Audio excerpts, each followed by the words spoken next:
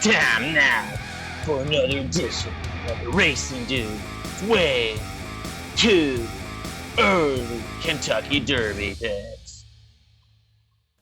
Welcome back to RacingNews.com. I'm Magic, and we're taking another way too early look at the Kentucky Derby contenders for the 2022 Run for the Roses. And with me, as always, to preview this is Aaron Halterman. And Aaron, we saw some great performances on New Year's Day. We saw some great performances on late December. So I feel like your list is going to change a little bit from what it was last month, which is perfectly fine. The horse that you have fifth here is a horse that's been on the list since day one. Tell me about him. Yeah, number 5, still have Jack Christopher there. He's kind of in the holding pattern of, what is he going to be when and if he comes back. Of course, injury forced him out of the Breeders' Cup Juvenile, but this is a nice horse. We've only seen him around one turn. That's obviously the big question. Pedigree, a big question, but talent is not. He looks like the most talented horse in the crop, at least from a 2-year-old standpoint. So it'll just be how he comes back as a 3-year-old. So we've kept him at number 5 for now. Number 4 is a horse that made a really great announcement for himself on the stakes stage, at least. Number 4, we're going to Fairgrounds with trainer Steve Asmussen. Yeah, Epicenter definitely looked very good in the Gun Runner Stakes, and kind of just seems like the Asmussen horse that's going to be down there in Louisiana and make some noise. I really like how he got into the stretch and just kicked clear of those other horses.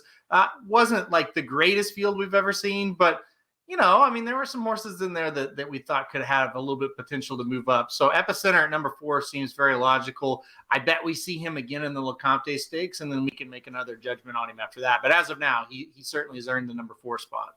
We've got another newcomer just ahead of him at number 3, and an even newer newcomer. We just saw him this past weekend on January 1st at Santa Anita. Tell me about Newgrange. Yeah, we've entered the Bob Baffert portion of the video here. Newgrange looked very good in the Sham Stakes, led every step of the way. Got away with easy fractions. I guess that's a question mark moving forward. If there's a horse that's a real burner out in front of him, will he just kind of sit off of it, not get into a speed duel? That's something we'll learn a later day. But as far as the Sham, it was really impressive. Turned for home, kicked clear, wasn't really asked. Gosh, she seems like a nice, big striding horse as well. I think Newgrange certainly is number 3 and has earned that and could be moving up. He's not the only Bob Baffert on your list. Go to number 2. We're staying in the same barn. Yeah, you got to keep Corniche number 2. He really probably should be number 1. But, I just haven't been overly impressed with him. But 3 for 3 as a 2-year-old, easily the 2-year-old champion. A horse that has a pedigree that says as I go longer, he'll be okay as well. So he certainly has earned number 2 and could move up to number 1 depending on what happens here in the next couple of months. Well, number 1 is a horse who's been there before, a horse who's won at 2 turns twice despite having a sprint champion sire. Talk about Smile Happy.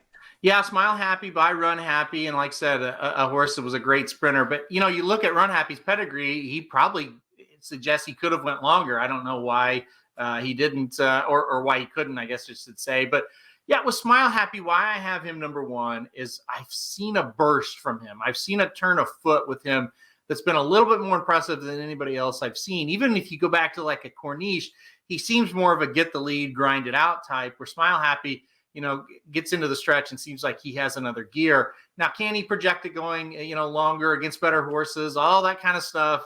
Obviously, great question marks. He's one of the weakest number 1 ranked horses at this time period that we've had in the last few years, but still, I think he's earned it. And we'll see. He's back in training now, breezing for Kenny McPeak.